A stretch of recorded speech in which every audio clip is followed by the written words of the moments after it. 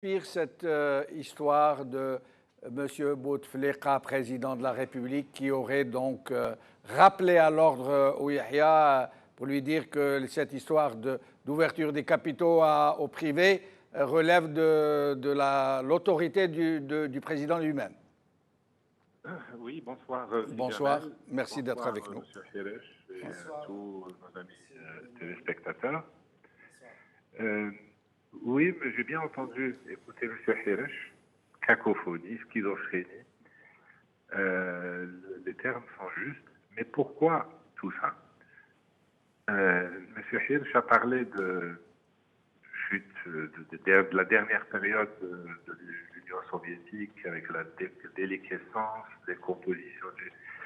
On vient à peu près à la même chose.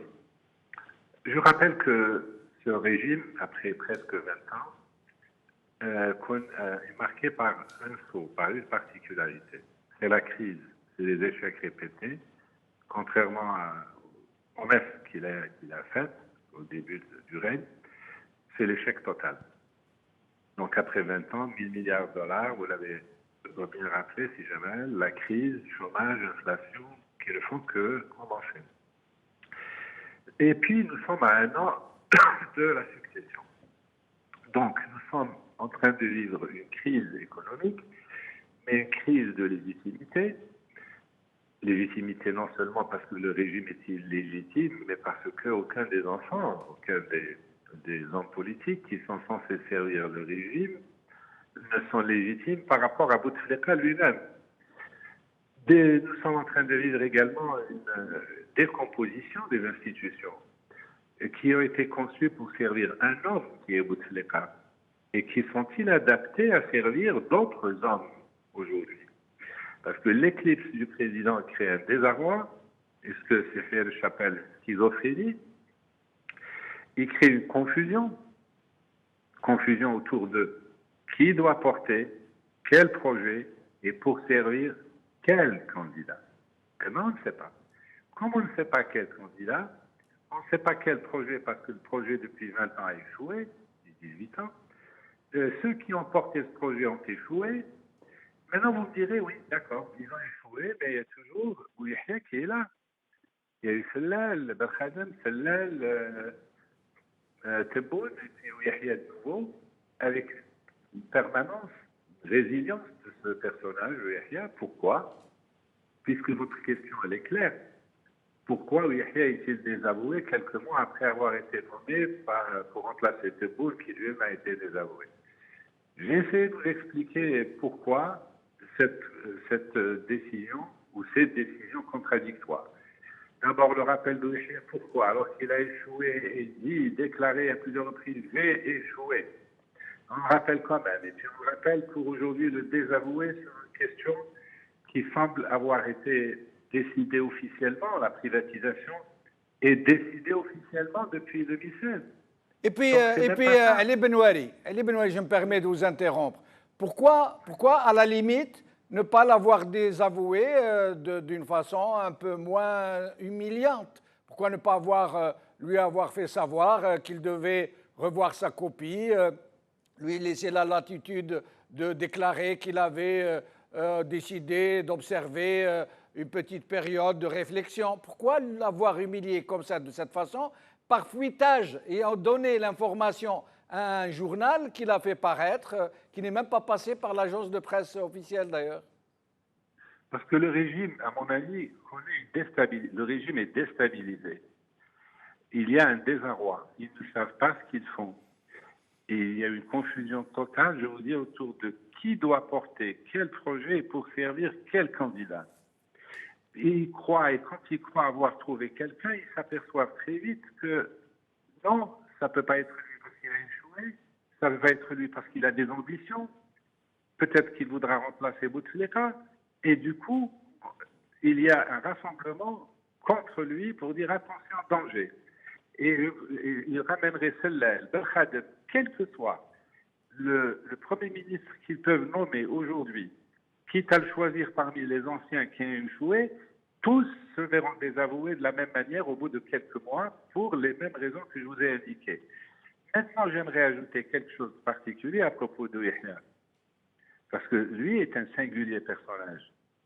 Et pourquoi il suscite des décisions aussi contradictoires et une polémique aussi grande? Parce que Yahya, je me suis amusé à recenser ses qualités, entre guillemets. Ben, j'en ai trouvé 11. 11 qui font de lui l'égal de Bouteflika. Seul Bouteflika possède ces 11 qualités. Bouteflika, quand vous dites seul Bouteflika, vous parlez de Abdelaziz Bouteflika? Abdelaziz Bouteflika et son avatar, son frère. Ça veut dire, vous voulez dire, c'est Saïd Bouteflika, à travers son avatar. Bien sûr. D'accord. Ces 11 qualités méritent d'être citées. Parce que tout le monde ne les possède pas. C'est pour ça qu'Yahya fait peur à tous les successeurs potentiels putatifs de Bouteflika. Parce qu'ils ont découvert chez l'animal, ils ont découvert des qualités qui sont spécifiques à Bouteflika. Et ils savent, eux, qu'ils peuvent le porter loin. Voulez-vous que je les cite? Oui. Qu'on les soumette? Oui. Au jugement des téléspectateurs? Premièrement, la fourberie. Khadda. Deuxièmement, la courtisanerie. Courtisanerie chiite. La troisième, c'est l'appât du gain, tamma. Quatrième, mépris du faible et du pauvre. Yahgar li min tahtou, yahgar al-da'if ou al-faqir. Cinquième qualité, la haine de celui qui sait plus que lui. Sixièmement, l'absence totale de fierté. Vous n'êtes pas tendre, les Benouari. Oui, je laisse les Algériens juger. Septièmement, le sens de l'intrigue. C'est-à-dire yahfar bash yousal. Huitièmement, l'absence totale de scrupules, pas de morale. Il n'a pas une morale il y a des akhlaq qui peuvent le travailler et qui peuvent servir de guide. Neuvièmement, il a une très grande capacité, quand il est dans l'adversité, à faire profil bas et à se taire. C'est une qualité, si Jamel. Là, c'est une qualité. Là, c'est une vraie qualité par rapport aux précédentes que vous avez citées. Oui. Dixièmement, il a une capacité de travail élevée. L'animal n'est pas un fainéant. Et là, c'est une autre qualité que vous lui reconnaissez. C'est une autre qualité. Vous voyez, j'essaie d'être objectif. Et enfin, il y a aussi une qualité, une bonne connaissance des cadres et des rouages de l'État. De l'État ou du régime? Du régime, de l'administration, je veux dire. D'accord. Alors, toutes ces qualités ne sont pas mises au service du peuple ou du pays. Elles sont mises au service d'une ambition personnelle, quitte à ruiner l'État. Le problème, il est là. Et en cela, il ressemble à Bouteflika, à Abdelaziz. L'intrigue, l'activisme souterrain, la fourberie, le hogra, tout ça, Sellel est un enfant de cœur. Personne ne lui arrive à la cheville.